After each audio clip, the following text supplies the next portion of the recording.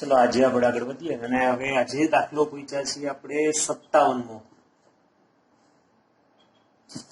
બરોબર, તો 57માં દાખલાની રકમ આપણને એમ કે છે કે દ્રવ્યની દ્વૈતવત્મક જે દ્રવરૂપની પ્રતિપાદિત કરેલી છે અને જેને પરિણામે ઇલેક્ટ્રોન માઇક્રોસ્કોપની શોધ થઈ છે જે વારંવાર જૈવિક કણો અને અન્ય પ્રકારના પદાર્થોના આવર્તન એટલે કે મોટું કરવું વસ્તુને ઉપયોગમાં લેવાય છે. એટલે વસ્તુ જે નાની છે જીવાણુઓ એને મોટા કરીને લાખો ગણા મોટા કરીને બતાવે આપણને આવર્તન. બરોબર, તો આ ઇલેક્ટ્રોન માઇક્રોસ્કોપમાં ઇલેક્ટ્રોનનો વેગ આપણને આપી દીધો છે. ઇલેક્ટ્રોનનો વેગ રકમમાં આપણને આપ્યો છે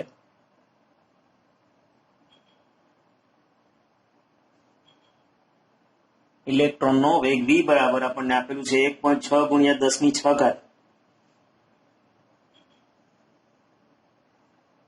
મીટર પ્રતિ સેકન્ડ. તો આપણે ઇલેક્ટ્રોન સાથે સંકળાયેલ દ્રવરૂપની તરંગ લંબાઈ લેમ્બડા શોધવાનું છે અને ઇલેક્ટ્રોનનું દળ તો આપણને આપેલું જ હોય રકમમાં. બરાબર, 9.1 ગુણ્યા 10⁻31 કિલોગ્રામ. તો સૂત્ર છે જ આપણે લેમ્બડા બરાબર h/m આ દ્રવરૂપનું સમીકરણ છે.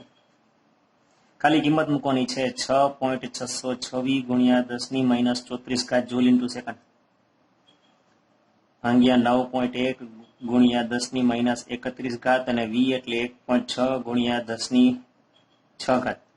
બસ આનો ગુણાકાર ભાગાકાર કરી નાખો અને સાદુરૂપ આપી દો એટલે જવાબ આવશે 4.55 ગુણ્યા 10⁻10 મીટર. લ્યો આ દાખલો પૂરો. નેક્સ્ટ 58મો. તો 58માં દાખલામાં આપણે એમ કહે છે કે ઇલેક્ટ્રોન વિવર્તનની જેમ ન્યુટ્રોન વિવર્તન માઇક્રોસ્કોપ અણુની રચના નક્કી કરવામાં વપરાય છે. જો અહીંયા ઉપયોગમાં લેવાયેલ તરંગ લંબાઈ લેમ્બડા, આપણને જે ડેટા આપેલા એ જ જોવાનું હોય, બાકી તો બીવડાવવા માટે હોય બધું. લેમ્બડા છે એ આપણને આપ્યું છે 800 પાઇકોમીટર. બરોબર, તો 800 પાઇકોમીટર એટલે 800 ગુણ્યા 10⁻12 મીટર. રેડી? અને આપણને ન્યુટ્રોનનું દળ આપી દીધું હોય. કેમ આવું ઉપલા જેવો દાખલો છે. 1.675 ગુણ્યા 10⁻27 કિલોગ્રામ. અને આપણને ગોતવાનો વેગ શોધવાનો હોય. લ્યો v બરાબર ક્વેશ્ચન ઉપર જેવો થઈ ગયો. v બરાબર v ને કરતા તઈ કરી નાખો તો h/લેમ્બડા m કિંમત મૂકી દો 6.626 ગુણ્યા 10⁻34 જૂલ ઇન્ટુ સેકન્ડ. લેમ્બડા એટલે 800 ગુણ્યા 10⁻12 અને ન્યુટ્રોનનું દળ એટલે 1.675 ગુણ્યા 10⁻27. બસ આનો ગુણાકાર ભાગાકાર કરીને સાદુરૂપ આપી દો 494.5 મીટર પ્રતિ સેકન્ડ. આ એનો જવાબ થઈ ગયો. 59મો દાખલો છે એ પણ આના જેવો છે એટલે તમે ગણજો. હવે આપણે 60મો પણ આ જ સૂત્ર ઉપર આધારી એ તમે ગણજો. બરોબર, કાંઈ નવીન આવતું નથી, એક જ દ્રવરૂપના સમીકરણ પર આધારિત છે. 61મો ગણાવીએ આપણે. તો 61મો છે હાઇઝનબર્ગના અનિશ્ચિતતાના સિદ્ધાંત ઉપર છે કે જો ઇલેક્ટ્રોનનું સ્થાન, આવો દાખલો પૂછાય, ±0.02 નેનોમીટરની ચોકસાઈથી માપવામાં આવેલો હોય તો ઇલેક્ટ્રોનના વેગમાનમાં રહેલી અનિશ્ચિતતા ગણવાની છે. અને ધારો કે ઇલેક્ટ્રોનનું વેગમાન h/4πm ગુણ્યા 0.05 નેનોમીટર હોય તો આ મૂલ્ય વ્યાખ્યાયિત કરવામાં કોઈ મુશ્કેલી હશે? તો આપણે પેલા જે આપેલું છે ને એ લખતા જાય. અહીં સ્થાનની અનિશ્ચિતતા ડેલ્ટા x બરાબર શું કીધું છે? ±0.002 નેનોમીટર. અને વેગમાનની અનિશ્ચિતતા ડેલ્ટા પી છે આપણે શોધવાની છે. તો હાઇઝનબર્ગના અનિશ્ચિતતાના સિદ્ધાંત મુજબ આપણે સૂત્ર છે delta x into delta p greater than or equal to h/4π.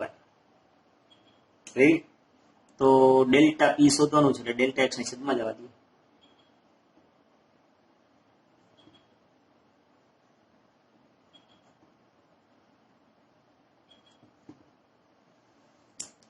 કિંમત મૂકી દઈએ આપણે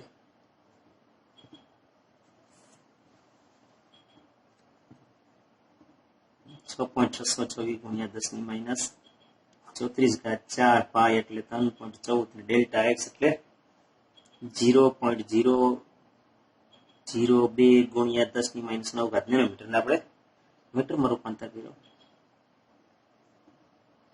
સાદુરૂપ આપશો એટલે 2.64 ગુણ્યા 10⁻23 કિલોગ્રામ ઇન્ટુ મીટર પ્રતિ સેકન્ડ. બરોબર. તો ઇલેક્ટ્રોનના વેગમાનની અનિશ્ચિતતા આટલી મળી આપણને.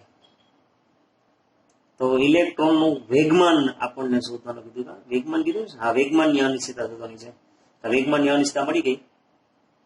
તો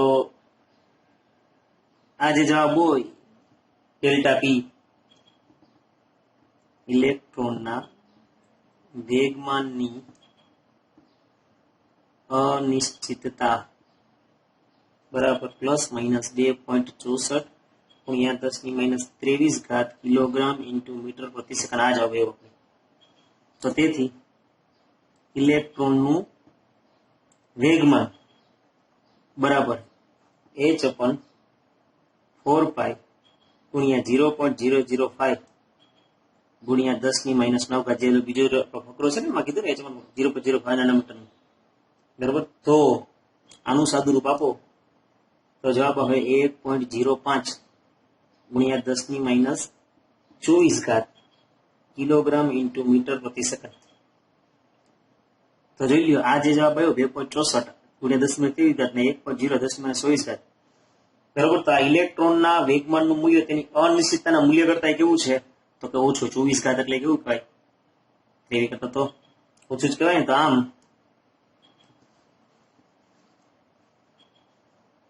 આમ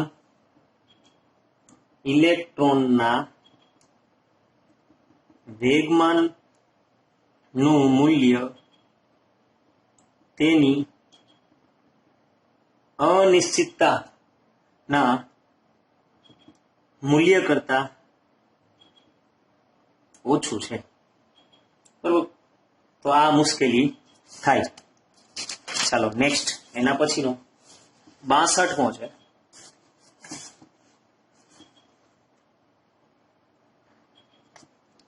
62માં આપણને શું કહે છે કે 6 ઇલેક્ટ્રોનના 4 ક્વોન્ટમ આંકના મૂલ્ય આપેલા છે. તેમને ઉર્જાના ચડતા ક્રમમાં ગોઠવો. આ સંયોગીકરણમાંથી કોઈ પણ એક સરખી ઉર્જા ક્વોન્ટમ સેટ હોય તો તેમની યાદી કરો. તો જો પેલા 6 આપણને આપ્યા છે 1 2 3 4 5 6. તો ઇલેક્ટ્રોનના 4 ક્વોન્ટમ આંકના મૂલ્યો આપેલા છે. 6 ક્વોન્ટમ આંકના 4 ક્વોન્ટમ આંકના મૂલ્યો આપ્યા છે. ઉર્જાના ચડતા ક્રમમાં ગોઠવો. તો સૌથી ગોઠવણી કરીએ આપણે. બરોબર. તો સૌથી પહેલા આપણે n+l સૂત્ર દ્વારા આપણે ઉર્જાની ગણતરી કરી શકીએ.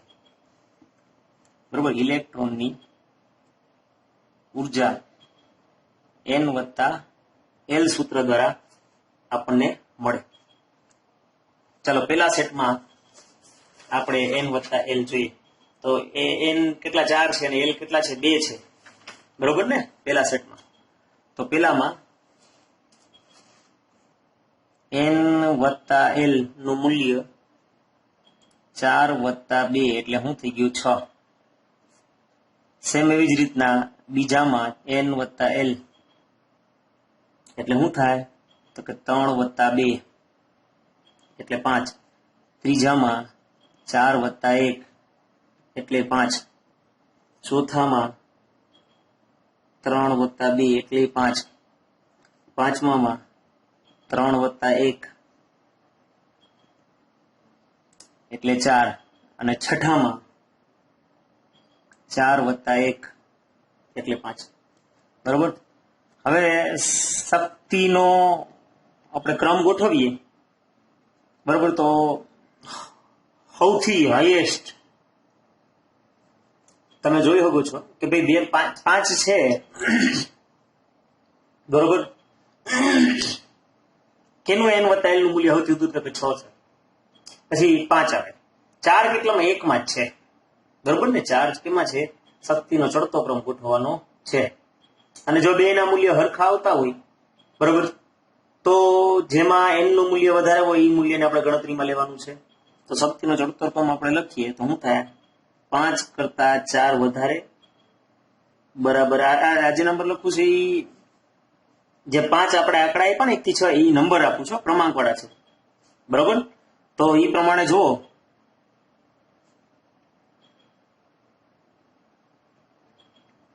આ ક્રમ થયો. તો આમ ઇલેક્ટ્રોન 4 અને 2 ચોથા નંબરમાં જુઓ 5 છે, 3 ને 2 અને 2 માં જોઈ લો 3 ને 2 એ 2 માં હરખા એટલે આ 2 છે ને હરખા. તો એ 4 અને 2 સમાન ઉર્જા ધરાવે છે તથા ઇલેક્ટ્રોન 3 અને 6 પણ સમાન ઉર્જા ધરાવે છે. એક 3 ને 6 જો એક આ 3 4 વત્તા 1 છે અને આમાં 6 માં 4 વત્તા 1 છે રેડી. તો એ બેની હરખી ઉર્જા સેટ થયા તો 2 સેટ હરખા થયા. નેક્સ્ટ પ્રશ્ન નંબર 63 કે બ્રોમિન પરમાણુ 35 ઇલેક્ટ્રોન ધરાવે છે અને 2p કક્ષકમાં 6 ઇલેક્ટ્રોન, 3p કક્ષકમાં 6 ઇલેક્ટ્રોન અને 4p કક્ષકમાં 5 ઇલેક્ટ્રોન ધરાવે છે. આમાંનો કયો ઇલેક્ટ્રોન સૌથી ઓછો અસરકારક કેન્દ્રીય વીજભાર અનુભવશે? તો અમને ખબર પડે કેન્દ્રીય વીજભાર ઓછો કોનો હોય, જે આગળ હોય. તો બ્રોમિનની સૌથી બહારની કક્ષક કઈ છે? જેના ક્વોન્ટમમાં ઊંચો હોય એટલે કોણ? તો 4p બરોબર. એ અંદરના કોષો છે ને સિલિન્ડર સ્વરૂપ એટલે એની પર અસરકારક કેન્દ્રીય વીજભાર સૌથી ઓછો હોય. એનો જવાબ. પ્રશ્ન નંબર 64 કે નીચેની કક્ષકોની જોડમાંથી કઈ જોડ વધુ અસરકારક કેન્દ્રીય ભાર અનુભવશે? તો જે કેન્દ્ર નજીક હોય વધુ અસરકારક ભાર અનુભવે બરોબર. તો 2s અને 3s, તો જે 2s નજીક થઈ એટલે પેલામાં આવશે 2s વધુ ભાર અનુભવશે. બીજામાં 4d અને 4f છે તો તમને ખબર કે ક્રમ છે એ spdf નો ક્રમ છે એટલે કોણ જવાબ આવશે? તો 4d. એટલે આકર્ષણ s માં, p માં, d માં અને f માં આમાં વધુ આકર્ષણ લાગે તો એ પ્રમાણે જો d ને f, કારણ કે બેમાં 4f ને 4d છે એટલે. નેક્સ્ટ ત્રીજામાં 3d અને 3p તમને મેં ખબર પડે ને કોણ આવશે? તો કે 3p. લ્યો આ દાખલો પણ પૂરો. પ્રશ્ન નંબર 65 માં આપણને એમ કહે છે કે એલ્યુમિનિયમ અને સિલિકોન ની 3p કક્ષકમાં અયુગ્ય ઇલેક્ટ્રોન હાજર છે તો કયો ઇલેક્ટ્રોન કેન્દ્રથી વધુ અસરકારક કેન્દ્રીય ભાર અનુભવશે? તો આપણે એલ્યુમિનિયમ અને પરમાણુ ક્રમાંક 13 અને સિલિકોન પરમાણુ ક્રમાંક 14 એને આપણે ઇલેક્ટ્રોન લખવું પડે બરોબર. નિયોન કોર એટલે 10 થઈ ગયા. આ 3s અને 3p, 3s1 અને આ 3p3 એમાં નિયોન કોર, આ 3s અને આ 3p, આ 10 ને 2 શું થઈ ગયા 12. પછી આ 13મો એમાં અહીંયા શું થઈ ગયા 10 ને 2 12, આ 13 ને 14 માં ઇલેક્ટ્રોન ના લખી. તો એલ્યુમિનિયમ અને સિલિકોન ની આપણે ઇલેક્ટ્રોન લખીએ તો સિલિકોનમાં 14 પ્રોટોન ને લીધે ઊંચો કેન્દ્રીય વીજભાર હોય બરોબર. આમાં 14 પ્રોટોન, આમાં 13 પ્રોટોન એટલે સિલિકોનની બાહ્ય કક્ષાના ઇલેક્ટ્રોન એલ્યુમિનિયમ તુલનામાં વધુ અસરકારક કેન્દ્રીય ભાર અનુભવે એટલે આમાં વધુ અસરકારક કેન્દ્રીય વીજભાર હોય એટલે એ ઇલેક્ટ્રોન આકર્ષણ વધુ અનુભવે. નેક્સ્ટ પ્રશ્ન નંબર 66 કે અવિભૂત ઇલેક્ટ્રોનની સંખ્યાનો નિર્દેશ A phosphorus, B silicon, C chromium, D Fe અને ઈ ક્રિપ્ટોન છે. તો આપણે આમાં અવિભૂત ઇલેક્ટ્રોનની સંખ્યાના નિર્દેશો દર્શાવવાના છે. કેટલા અવિભૂત ઇલેક્ટ્રોન હોય? તો ફોસ્ફરસ છે 15 પરમાણુ ક્રમાંક છે તો શું થઈ જાય? નિયોન કોર 3s2 અને 3p3 એટલે અવિભૂત ઇલેક્ટ્રોન કેટલા થયા? તો કે 3. સિલિકોન તો આ રહ્યા બતાવેલું છે. અવિભૂત ઇલેક્ટ્રોન કેટલા થઈ ગયા? સિલિકોન પરમાણુ ક્રમાંક 14 એટલે કેટલા? n બરાબર 2 અહીં ઉપર જ છે સિલિકોન ઇલેક્ટ્રોનના. ક્રોમિયમ 26 બરાબર. તો શું થઈ ગયું? માં આર્ગોન કોર 3d અને 4s 18 ને 2 20 ને 26. સોરી ક્રોમિયમ 24 છે પરમાણુ ક્રમાંક બરાબર. તો 3d5 અને 4s1, 3d5 4s1 એટલે 5 અયુગ્મિત ઇલેક્ટ્રોન થાય ને. 3d5 એટલે એક આ 5 અને આમાં એક જ એટલે n બરાબર શું થઈ ગયા? છો જો ઇલેક્ટ્રોન લખતા આવડતી હોવી જોઈએ. આ લખીએ આપણે 3d 1 2 3 ને 2 5 અને આ થઈ ગઈ 4s. તો બધામાં એક ઇલેક્ટ્રોન, આમાં એક બધામાં એક ઇલેક્ટ્રોન અયુગ્મિત ઇલેક્ટ્રોન કહેવાય. Fe બરોબર, Fe માં જવાબ આવશે 4. એ તમે તમારી રીતે લખજો એટલે તમને થોડી ખબર પડે. અને ક્રિપ્ટોન છે એમાં અયુગ્મિત ઇલેક્ટ્રોન નથી, કારણ કે સમૂહ 18 નું તત્વ રહ્યું એટલે. રેડી? તો n બરાબર 4. હવે નેક્સ્ટ છેલ્લો પ્રશ્ન કે n બરાબર 4 સાથે કેટલી પેટાકોષ સંકળાયેલી હોય?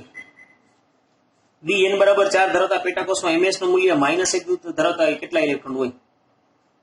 હવે પ્રશ્ન નંબર 67. હવે n બરાબર 4 કયો એટલે શું થઈ ગયું? l બરાબર 0, 1, 2 અને 3 3 થઈ ગયા, એટલે a c d ને f બધા છે. બરાબર? એટલે કુલ n² જેટલી કક્ષકો હોય, n² જેટલી કક્ષકો થઈ એટલે શું થઈ ગયું? 4 નો વર્ગ એટલે શું થઈ ગયો? 16. બરાબર? તો 16 છે ઈ બીજો જવાબ આવે. 16 ઇલેક્ટ્રોન છે ઈ કેવું? -1/2 હોય. એટલે ટોટલ 2n² જેટલા ઇલેક્ટ્રોન હોય ને, આપણે સૂત્ર આવ્યું 2n² જેટલા 32 ઇલેક્ટ્રોન હોય, તો 32 માંથી 16 ના -1/2 હોય અને 16 ના +1/2 હોય. સમજાણું? તો આપણે આજે અહીંયા બધા દાખલા પૂરા થયા. કાલથી નવું ચેપ્ટર સ્ટાર્ટ કરશું.